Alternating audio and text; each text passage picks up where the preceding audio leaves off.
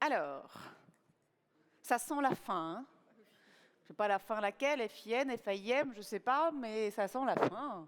Donc, mais on ne va pas lâcher l'affaire. Vous ne nous aurez pas comme ça. Vous allez entendre nos voix mélodieuses et tous rentrer dans la salle. Donc on va reprendre pour cette dernière séquence. Nous allons, merci de vous asseoir et de vous installer. Ouh. Non, on peut parler, il n'y a pas de souci, mais si on veut que ça se termine, il faut que je puisse en placer quelques-unes. Donc, alors, je reprends mes fiches. Pour conclure cette journée, nous allons échanger avec Ariella, à qui j'ai fait de nouvel appel, donc notre serial stimulatrice, vous vous souvenez, durant environ 30 minutes. On va échanger autour de l'adaptation des villes et des territoires. Dans un second temps, je vous lâcherai Ariella dans la fosse aux lions, enfin plutôt la fosse aux questions, voilà, si vous avez des questions. Et puis ensuite, on reviendra, on conclura cette journée avec Gilberto et on vous enverra sur les routes de France et de Navarre pour aller prêcher la bonne parole sur l'adaptation un peu partout. Je voudrais commencer notre échange, Ariella, en lisant à haute voix la 4e de couverture de l'ouvrage collectif auquel vous avez participé. Il y en a sûrement plusieurs, mais en tout cas celui-ci s'appelle « L'adaptation en 101 mots ». Il est paru fin 2025. Et j'entends pas mal de bruit, je suis désolée, mais si vous pouviez faire un tout petit peu moins de bruit pour la fin. Merci. Donc, en lisant la 4e de couverture de l'ouvrage collectif auquel vous avez participé, est dirigé par l'équipe de l'ingénieur Franck Boutet, fondateur de l'atelier d'ingénierie de la ville durable. Donc voilà ce qu'il écrit en 4e de couve. En France, comme dans tous les pays à l'histoire urbaine ancienne et à la croissance démographique faible, environ 80% des bâtiments qui existeront en 2050 existent déjà aujourd'hui, 80%. À Paris, cette proportion atteint même 90 à 95%. Or, combien de ces bâtiments pourront satisfaire aux conditions des futures décennies? Presque aucun. Face au changement climatique, à la pression démographique, à la raréfaction des ressources et aux attentes sociales, la question de l'adaptation devient donc centrale. Comment garantir les conditions de confort et d'habitabilité de demain? On en a parlé tout à l'heure. Comment faire évoluer la ville sans tout reconstruire? Comment transformer, réparer, ajuster, réemployer? Comment adapter en conscience, avec méthode, créativité et parfois urgence? Comment enfin conduire de front stratégie d'adaptation et stratégie d'atténuation? Car on ne pourra pas s'adapter à un monde à plus 7 degrés. 2050 ne se bâtira pas, elle s'adaptera. Donc Ariella, dans cet ouvrage, vous avez choisi de faire un pas de côté, justement, celui dont on parlait ce matin. Si bien sûr vous êtes conscience qu'il est crucial d'adapter la conception et la construction du bâti, vous estimez qu'il est tout aussi essentiel de régénérer l'âme des villes. Et c'est la raison pour laquelle, dans ce dictionnaire collectif, vous avez choisi d'explorer ce mot. Pourriez-vous nous en dire plus?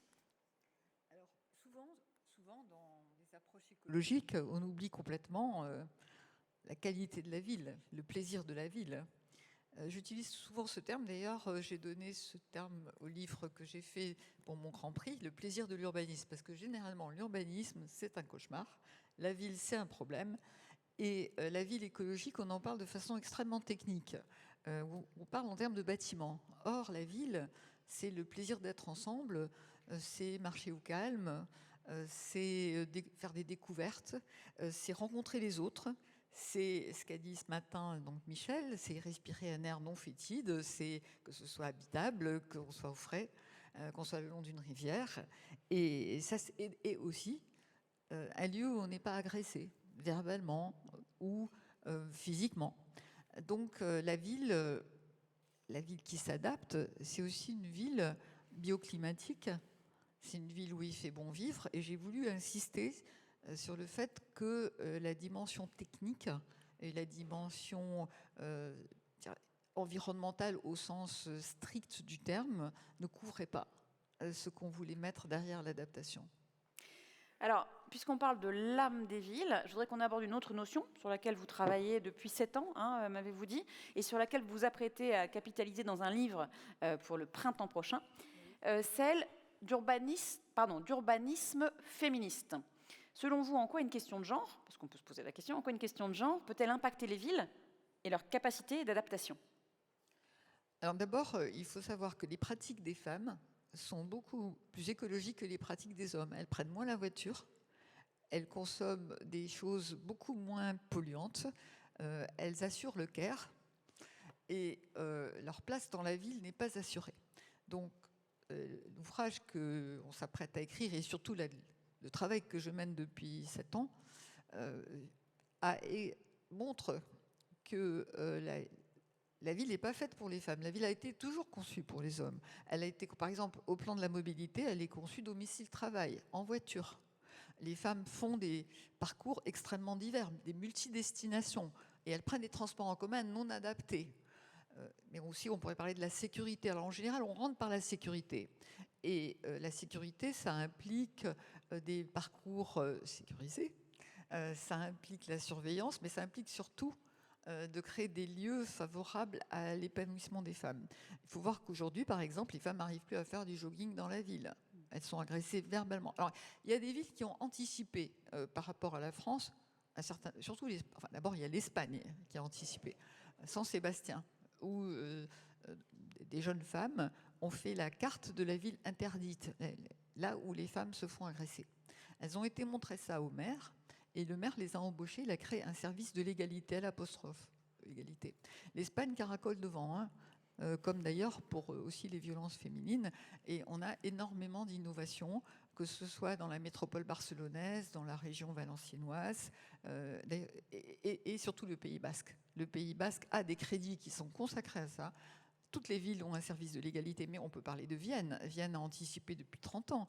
Ou Umeå, ça se prononce Umeå en Suède, qui d'ailleurs aujourd'hui a eu les honneurs de Marie-Claire. C'est pas mal, hein, quand on passe dans Marie-Claire, ça veut dire qu'il y a beaucoup plus de gens qui le lisent quand ça sort dans des revues spécialisées. Alors c'est déterminant de mieux faire la ville pour les femmes. Utiliser le terme féministe est vraiment un gros mot en France.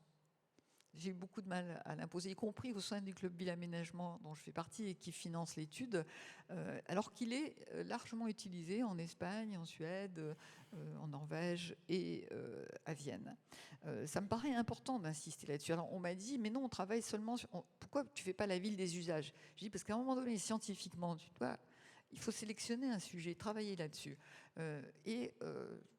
On est arrivé au-delà de l'incantation à trouver des démarches porteuses dans beaucoup de pays, la Suisse aussi, et à montrer concrètement ce que ça veut dire. Tout à l'heure, on a vu des bâtiments inclusifs dans 2 séquences. Et bien, les bâtiments inclusifs, ça existe à Barcelone, ça existe en France, Villiers-le-Bel, et ça apporte du vivre ensemble, ça apporte aussi de la mise en commun d'un certain nombre d'activités. Ça apporte des crèches, ça apporte des coursives qui permettent aussi de détecter s'il y a des violences familiales. Et tout ça œuvre en faveur de l'écologie. L'écologie, c'est pas seulement l'environnement, c'est aussi le social. Et c'est important. Donc voilà, c'est mon combat, j'appelle ça oser l'urbanisme féministe. Ah ben j'arrive à le faire. On revient sur l'audace, la boucle est bouclée. Oui, mais non, mais j'arrive à le faire aussi à cause de mon âge. Parce que, et puis aussi à cause de mon parcours. Je veux dire, j'ai plus rien à prouver. Et puis si on m'attaque, c'est pas grave. Grâce à votre parcours et à votre âge, finalement. Oui. Oui, mais en même temps, je veux dire, il faut accepter d'être attaqué, d'être agressé. C'est pas grave. Et je voulais vous dire, je reste 2 minutes là-dessus parce que ça intéresse les élus. C'est les élus qui ont... Quand j'ai proposé le sujet au Club Ville Aménagement, c'était une levée de bouclier. Et certains ont dit, oui, mais nos élus, ça nous intéresse. Johanna Roland veut faire une ville non sexiste. L'ancienne présidente de la métropole de Bordeaux s'est engagée. L'ancienne présidente aussi de Besançon. Et puis j'ai été contactée par l'équipe d'Emmanuel Grégoire qui voulait savoir qu'est-ce qu'il y avait derrière. Donc ça intéresse les élus. Ça veut dire que ça vient de la société civile, qu'il y a une demande sociale et que c'est important qu'on y réponde. Voilà. Alors, en 2024, vous avez publié avec Guillaume Hébert un ouvrage intitulé « Territoires oubliés, un futur désirable ». Vous expliquez que ces territoires qui ont été oubliés du marché et des aménageurs représentent pas moins de 60% du territoire français Ils sont aujourd'hui l'objet de prédation, que ce soit pour y installer des panneaux solaires, des installations nucléaires, des data centers dont on parle beaucoup ces derniers temps. Pourquoi, selon vous, ces territoires délaissés, qui sont souvent le lieu d'ailleurs de vote populiste, l'État échouant à développer une vision française où il se reconnaîtrait, pourquoi ces territoires oubliés sont riches d'enseignements et devraient peut-être inspirer des métropoles? Alors déjà, l'appellation a été jugée aussi agressive que ville pas chiante, dont j'ai fait un livre, et puis Urbanisme féministe, qui sera le prochain livre.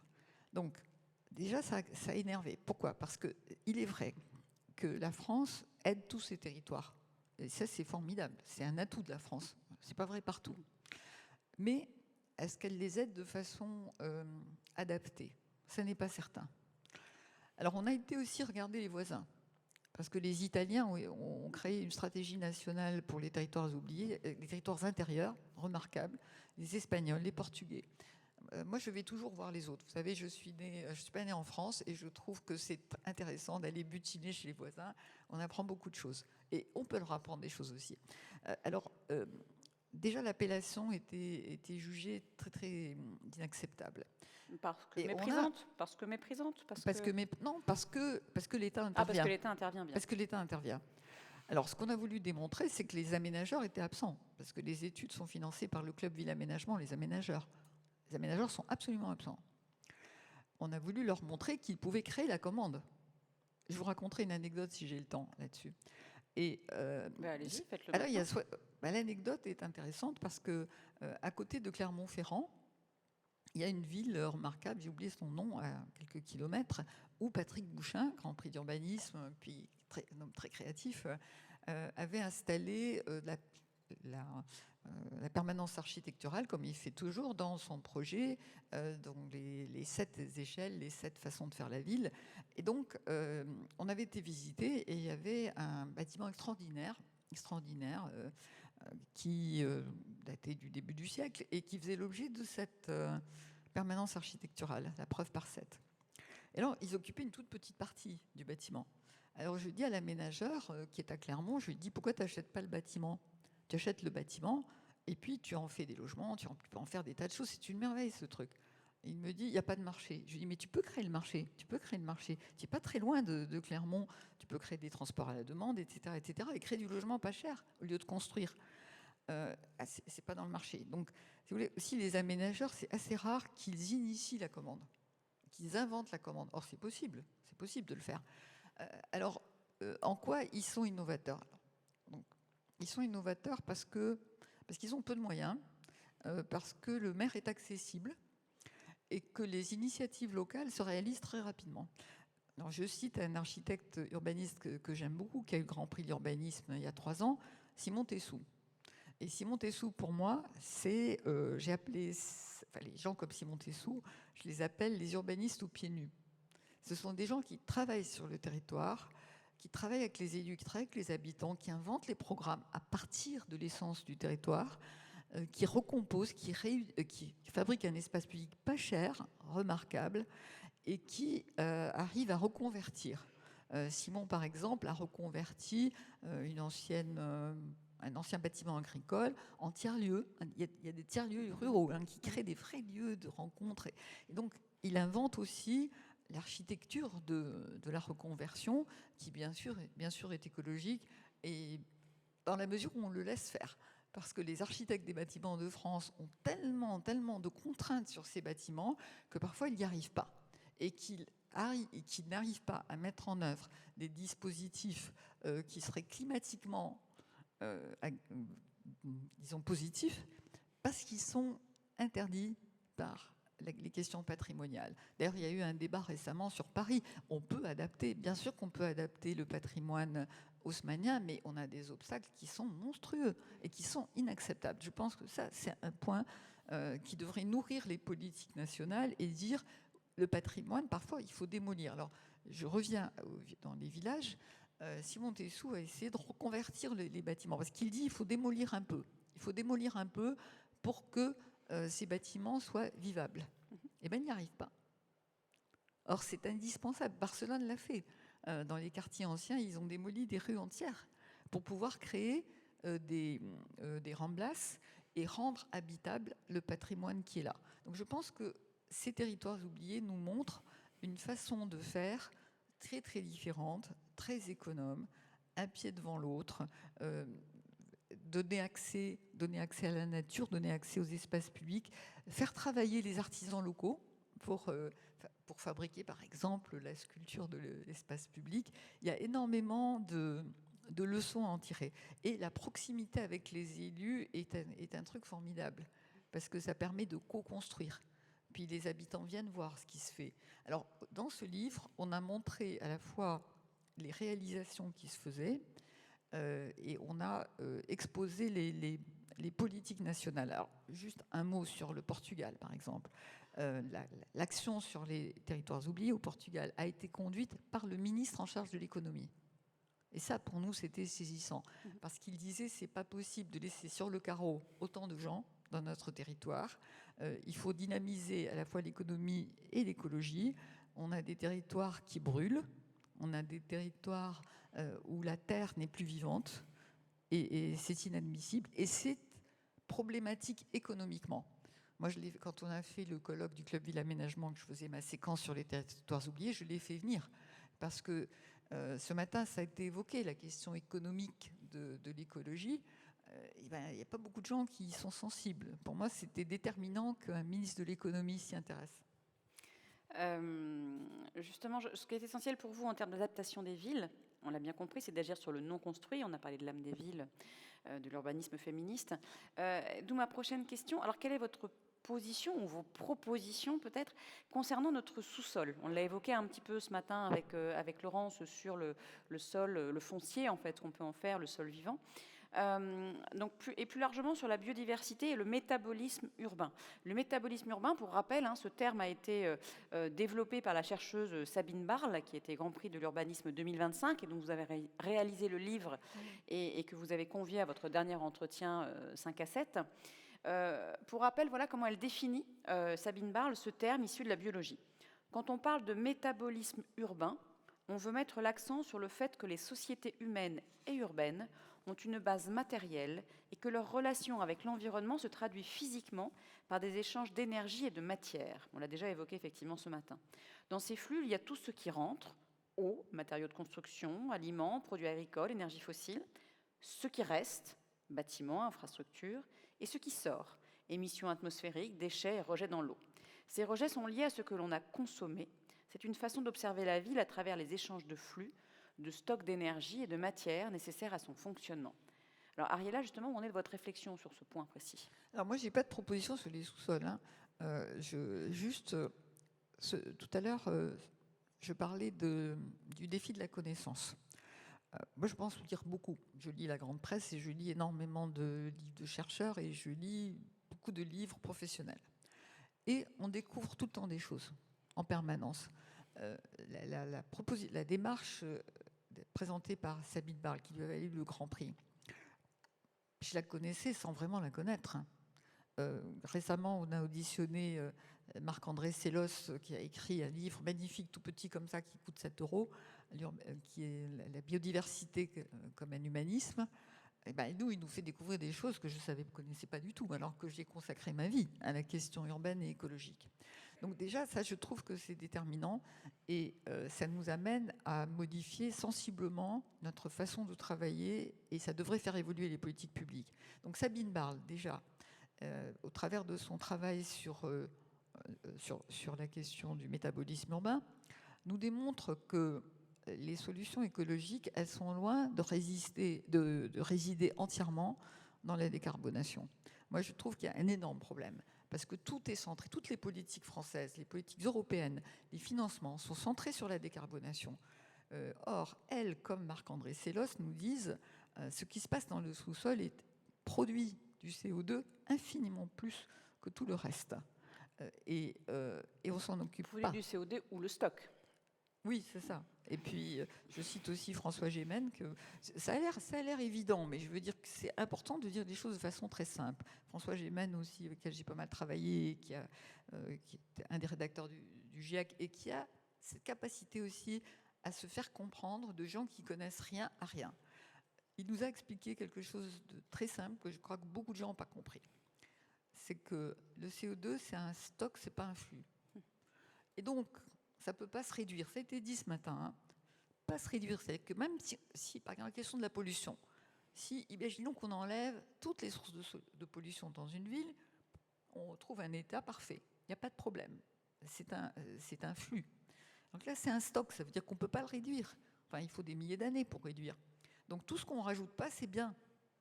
Tout ce qu'on évite de rajouter. Ça a l'air très bête ce que je vous dis. Mais je vous assure que moi, je ne l'avais pas compris. Comme je n'avais pas compris que la question de la biodiversité était irréversible. On nous dit souvent que c'est réversible. Ce n'est pas réversible.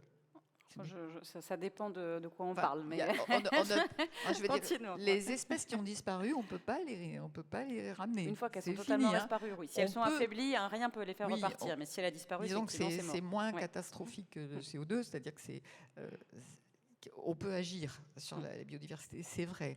Sauf qu'il dit, par exemple, vous les détruisez. Si vous remettez il faut quand même 60 ans pour qu'elle fonctionne. Voilà. Donc, et il défend, alors je reviendrai sur Sabine, il défend une idée que je trouve très forte et à laquelle je n'étais pas sensible.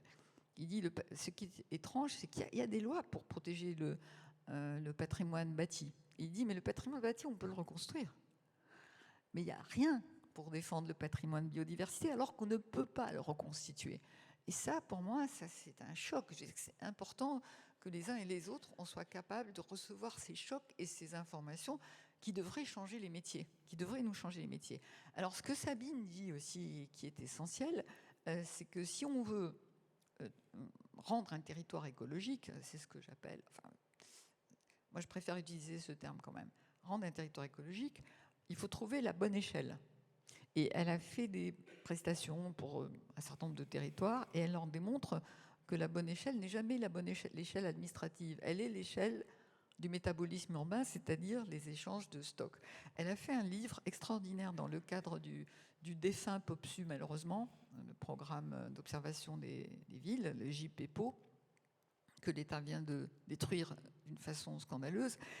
Elle fait un livre sur l'île et c'est incroyable parce qu'elle démontre que l'île, les échanges entre l'île et le reste du territoire vont jusqu'à l'Amérique latine. Donc, comment on travaille sur le métabolisme urbain ?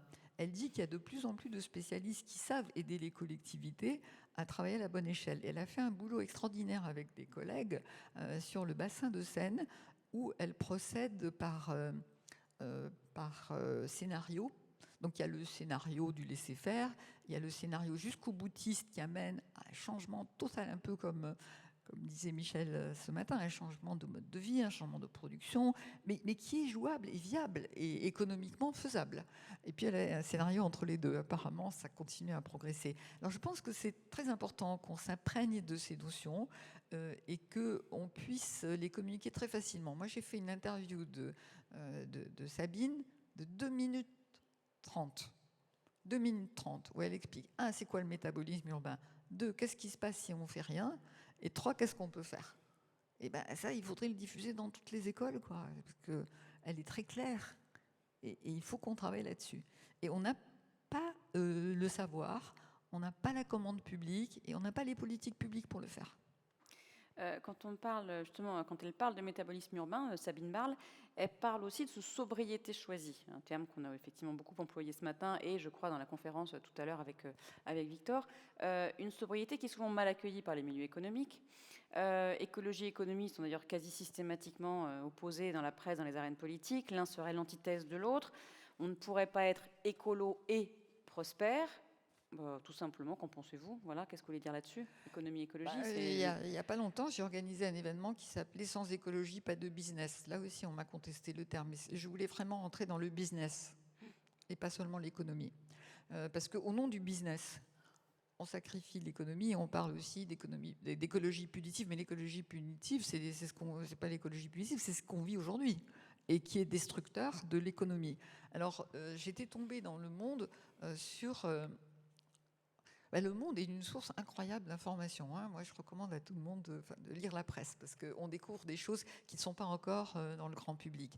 Alors, il y a des chercheurs américains, Adrien Bilal et Diego Kanzig, qui ont publié dans le National Bureau of Economic Research.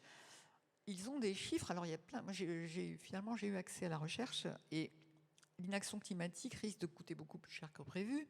Ils disent que chaque degré de plus coûterait, en termes de PIB, 1 point de PIB. Au-dessus de 30 degrés, la productivité baisse. Les assureurs reculent devant l'obligation d'assurer les territoires en danger. On l'a vu tout à l'heure dans la séquence qui était très très bien dans la petite salle. Sans oublier que les plus démunis subissent majoritairement les conséquences de cet état de fait. Mais ça ne vient pas que de là. L'université d'Exeter, dont le Guardian a témoigné, dit que l'économie globale perdrait 50 à 70% entre 2070 et 2090 à cause des chocs climatiques, en tablant seulement sur une augmentation du climat de 3 degrés. Et donc, ils anticipent 4 milliards de morts climatiques autour de 2050, hein, sans compter la fragmentation sociale et politique, etc., et sans compter les migrations. Parce que les migrations vont être massives, hein, on ne saura pas se battre. On peut citer, je vais m'arrêter là, Joseph Stiglitz, prix Nobel d'économie, qui oppose liberté de polluer, liberté de vivre de ceux qui sont pollués. Et donc, j'avais organisé un événement avec Magali Talandier, et bon, bref, j'ai un trou de mémoire, peu importe. Et donc, on a démontré que le coût de l'inaction était monstrueux. Le problème, c'est que ça ne fait pas réagir. Ça ne fait pas réagir. On le sait, et on le voit aujourd'hui quand même. La mortalité, paraît-il, avec la canicule est augmentée de 70%. J'avais lu dans 70% ouais. Par rapport à l'année précédente. Les pertes économiques sont monstrueuses. Les gens ne peuvent pas travailler. Et ce qui est bizarre, c'est que ça n'entraîne pas des décisions de gens qui s'intéressent à l'économie. Pour moi, ça reste un mystère. Alors, c'est pour ça que... je pense que c'est très très important qu'on arrive à communiquer simplement sur cette question et bon, encore une fois alerter les politiques. Comment faire? Ils le savent. Ils le savent. J'ai du mal à être positive, mais je trouvais intéressant de rentrer par l'économie et ça rejoint la position du Portugal. Si on laisse les gens sur le carreau, il y a une perte économique majeure pour le pays. Alors justement, on va parler de politique dans la prochaine question. En mentionnant il y a quelques minutes les territoires oubliés, vous m'avez fait penser à Saint-Firmin. Saint-Firmin, c'est ce petit village fictif de Normandie où se déroule l'intrigue d'Aqua, le dernier livre de Victor Koenig, que peut-être certains d'entre vous ont lu. Donc selon vous, ce livre ouvre des pistes fécondes dont devraient justement s'inspirer les politiques écologiques. En bref résumé, pour ceux qui ne l'auraient pas lu, Aqua raconte l'histoire d'un village, en l'occurrence donc Saint-Firmin, qui jusque-là vivait tranquillement avec sa source d'eau potable, et soudainement il est confronté au manque d'eau parce qu'il a refusé d'entrer dans le dispositif intercommunal qui le rapprochait de la commune d'à côté, où ils ne s'entendent pas depuis des lustres et que c'est compliqué. Donc Maria l'épicière se fait élire maire, d'origine roumaine, pour tenter de résoudre le problème. Elle cherche à s'inspirer d'une prix Nobel de l'économie qui a écrit sur la gouvernance des communs. Malheureusement, elle échoue à mobiliser les habitants, elle n'arrive pas à faire passer les messages pourtant qu'elle connaît. Et c'est finalement Martin, un énarque parisien qui avait échoué à la première élection, bref, qui se réapproprie le livre et parvient, lui, à établir une gouvernance partagée en faisant émerger les solutions par la société civile elle-même. Alors, qu'est-ce qui vous plaît dans ce récit, Ariella, et que nous apprend-il? Déjà, j'adore tout ce qu'il écrit, Koenig. J'avoue que Humus, moi, ça m'a bouleversée, que je ne connaissais pas le rôle des vers de terre. Depuis, je fais très attention. Parce que je trouve, souvent, j'écris des notes de lecture pour la revue Urbanisme à partir de romans ou de séries dystopiques, comme, je ne sais pas si vous avez vu La Palma, mais c'est extraordinaire, la série dystopique norvégienne, qui montre l'incapacité des pouvoirs publics à prendre une décision. On leur dit c'est une catastrophe, il va y avoir un tsunami. Ah bon, quelle est la certitude? 90%. C'est pas assez 90%. On est dans cette situation. Donc je trouve que le fait de passer par la fiction, c'est formidable. Et il le fait très bien. Donc d'abord, j'ai beaucoup aimé le livre parce que moi, j'aime bien les territoires oubliés, j'aime bien les villages et je trouve qu'il s'y passe des choses formidables. Il y a vraiment toute la société, elle est représentée dans ce village et il le raconte très très bien. Il raconte aussi donc comment les gens s'opposent et pourquoi ils s'opposent quand la décision vient d'en haut. Et alors on dévoile la fin, non? C'est intéressant. Oui, désolé, mais si on parle de la fin, là, voilà, désolé. C'est que à la fin, Martin qui avait loupé l'élection puis qui revient et qui est en fait le neveu de l'agriculteur qui pollue la source. Pollue la source. Et qui la retient et qui veut rien changer. et qui est très puissant. Donc, qu'est-ce qu'il fait ?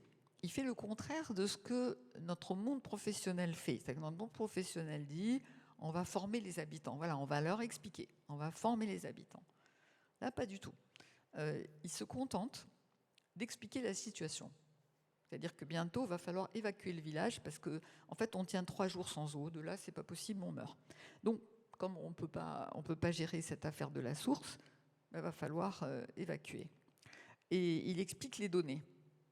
Et après, la population, qu'est-ce qu'on fait ? Il ne répond pas. C'est ça le truc, c'est qu'il ne répond pas. Et les habitants discutent entre eux. Et finalement, ils arrivent à faire en sorte de mettre en cause l'agriculteur, de l'obliger à changer ses méthodes, mais c'est eux qui le décident et c'est eux qui trouvent la solution. Et donc, c'est la prix Nobel d'économie Ostrom qui explique ça dans Governing the Commons.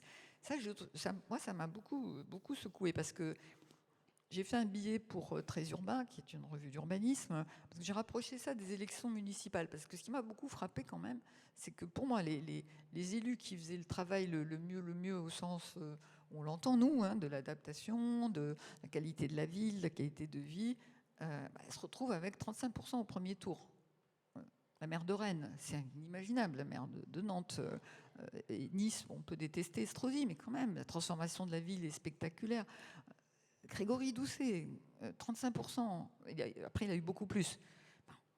Là, on s'est dit, mais comment on fait pour que ce soit la population qui porte ces sujets ? Je crois qu'on n'y arrivera pas autrement. Et comment y arriver ?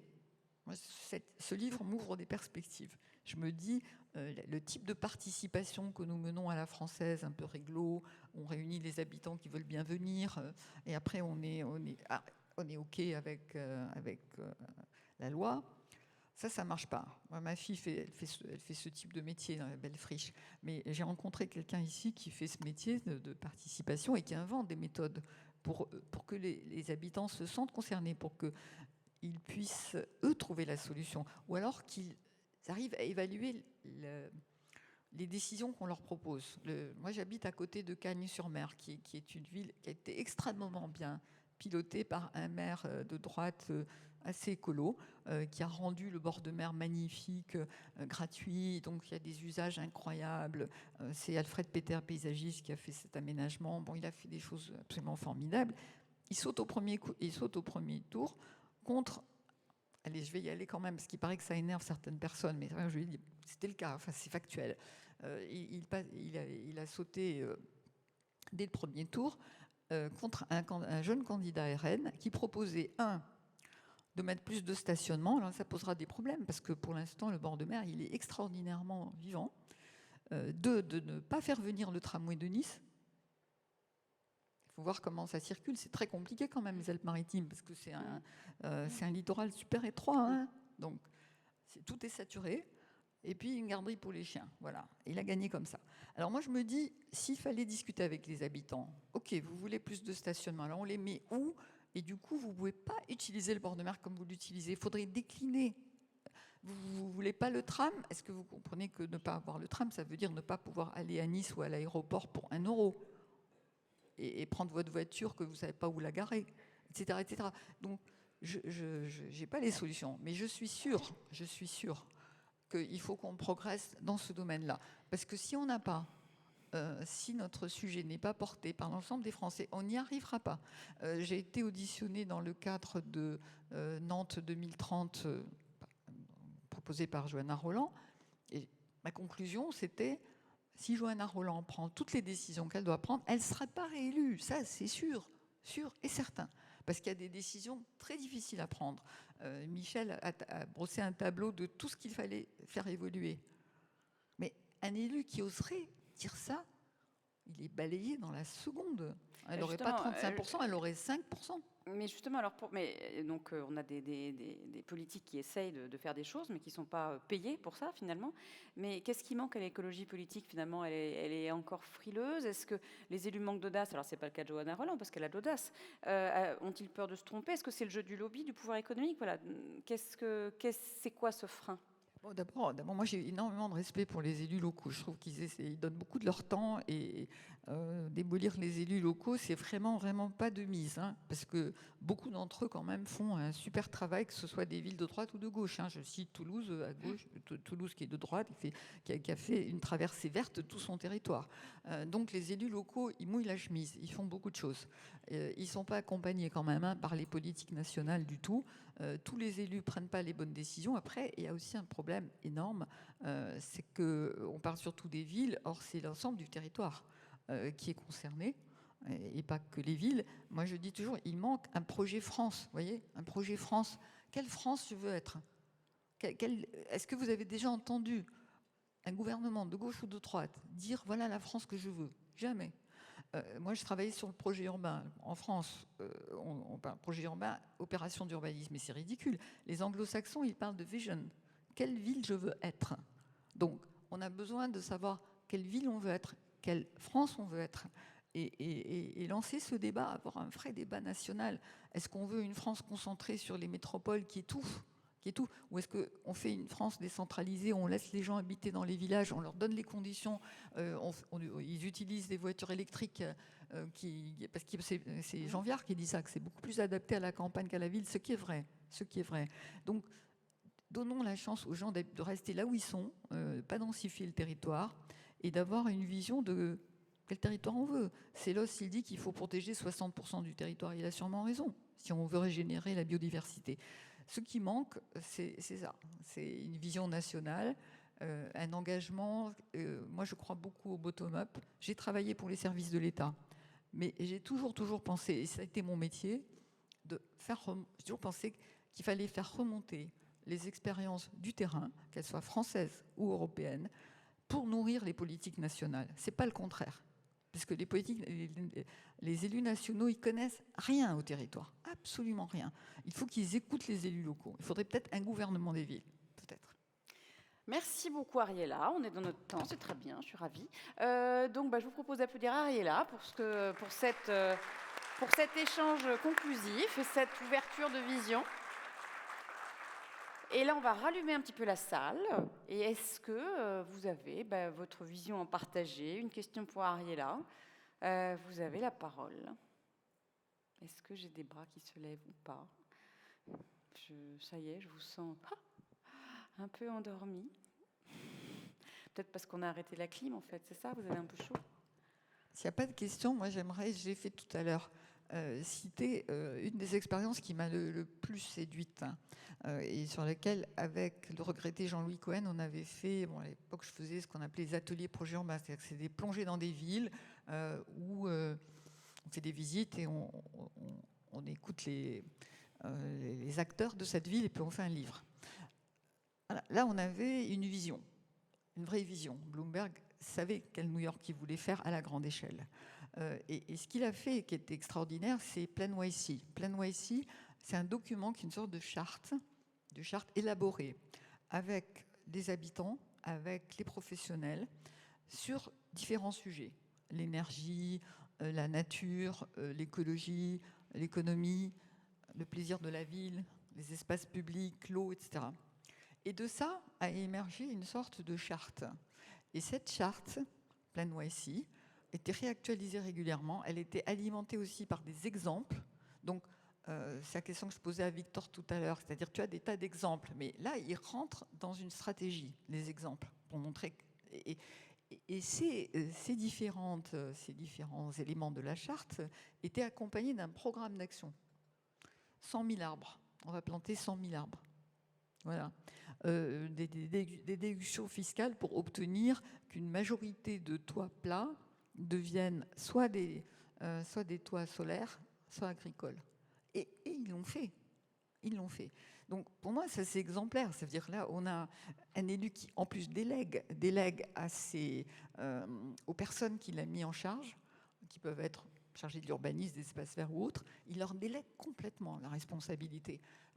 Et ça, c'est formidable.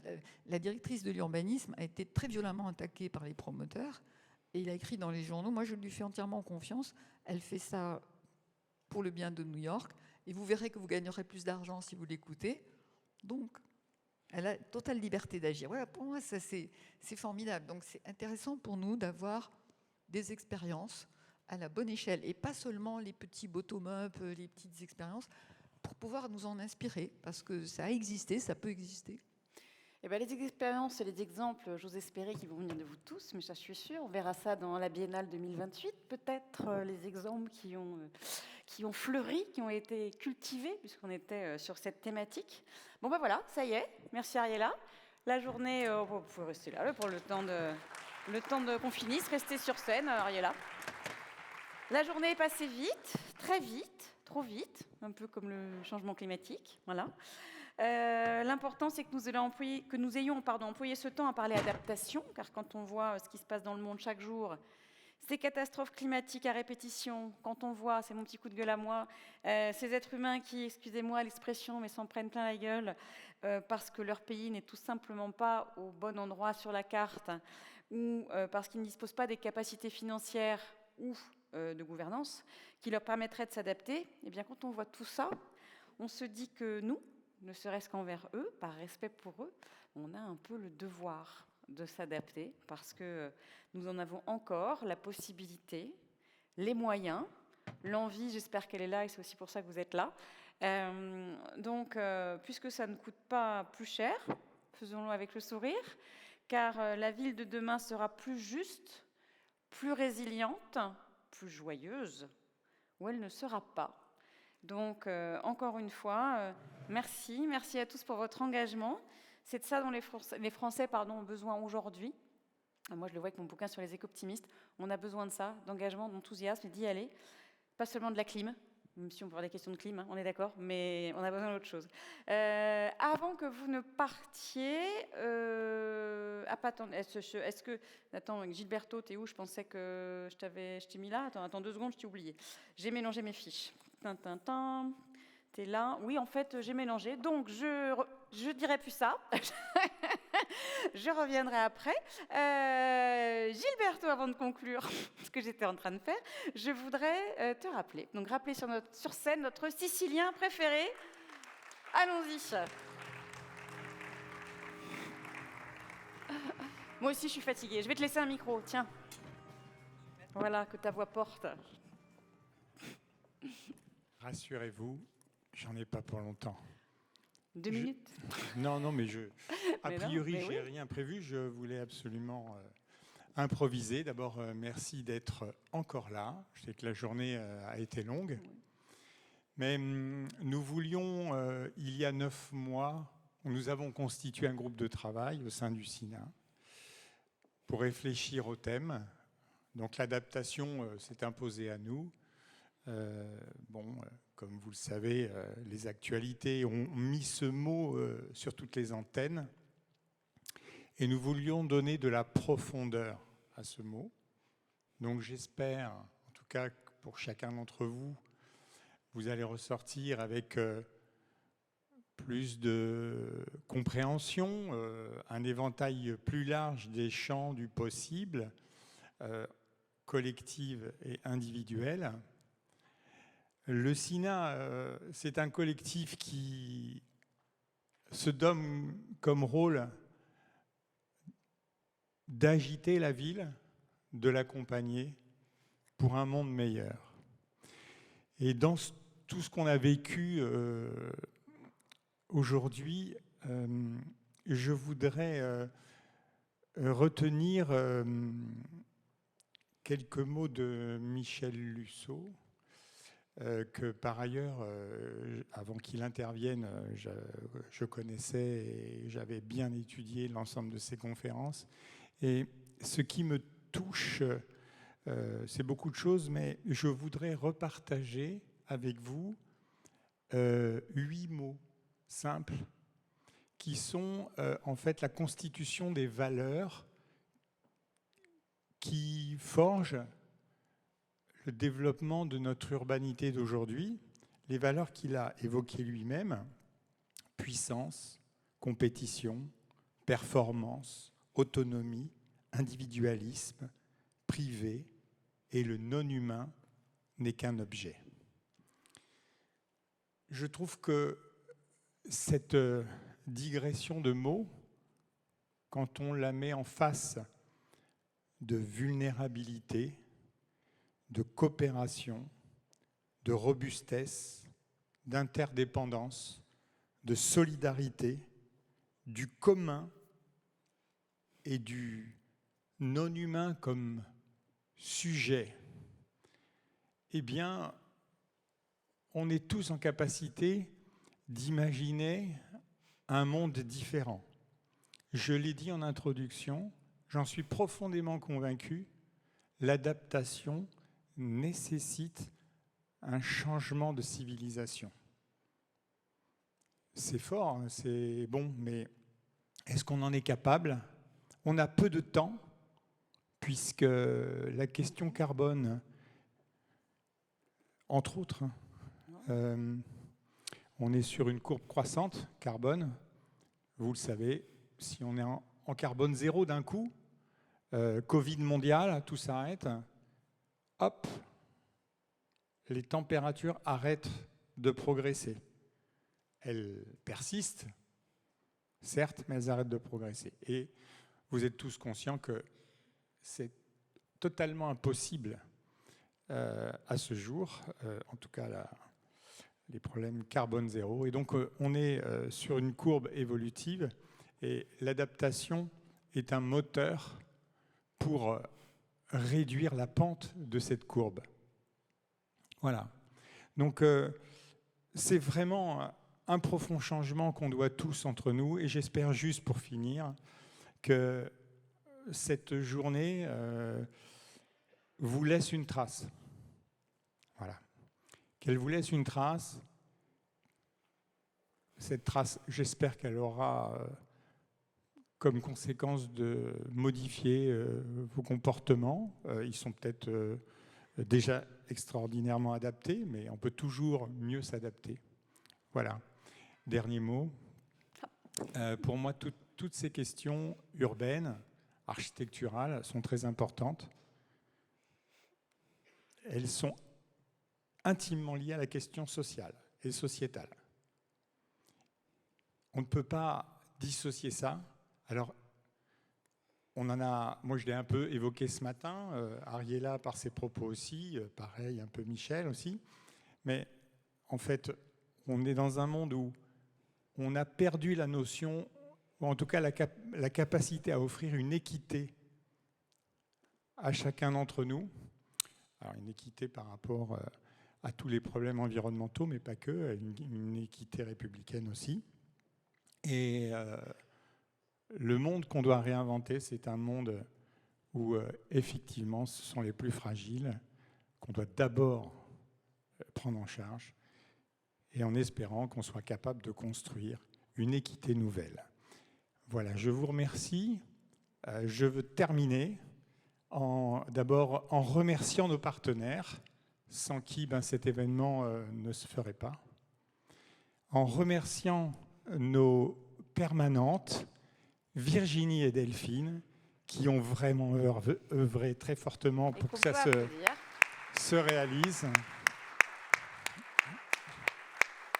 Mais aussi, et merci l'ensemble des bénévoles du SINA, et l'équipe SINA particulière aussi qui s'est penchée pendant 9 mois sur la création de ce moment. Donc merci à tous, et peut-être dans 2 ans, mais dans tous les cas, vous entendrez dans votre cité, dans votre ville, dans votre urbanité, tout le temps la présence du SINA qui, dans chaque décision prise, dans chaque mouvement urbain, sera présent pour faire écouter la parole des professionnels. Merci à tous.